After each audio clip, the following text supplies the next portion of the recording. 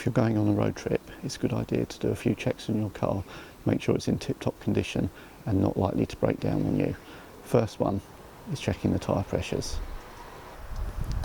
On most VWs, tyre pressures are shown on the petrol filler flap, and you can then see what pressures you should be setting your tyres to, depending on the number of people in the car and amount of luggage, etc.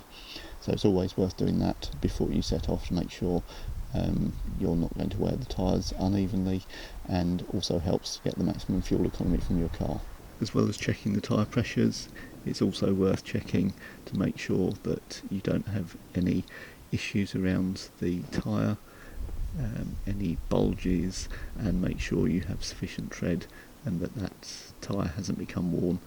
Goes without saying really, but one thing to certainly check is to make sure that you don't have any engine warning lights or other sounds, unusual sounds at all on the car.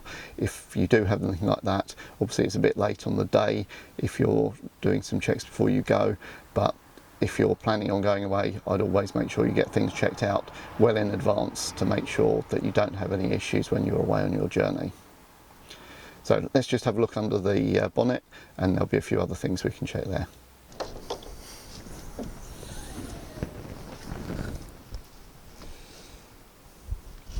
So always worth making sure you check the oil, check the coolant level, make sure you have sufficient, and also make sure that the washer bottle is full up so you have plenty of liquid to be able to clean your windscreen. See all the debris here, it'll be a good idea cleaning any of that away so that everything can drain properly while you're away and you don't get water going into places in the car where it shouldn't be. Another thing is to go around all of the lights and make sure every bulb is working correctly and replace any of those as needed.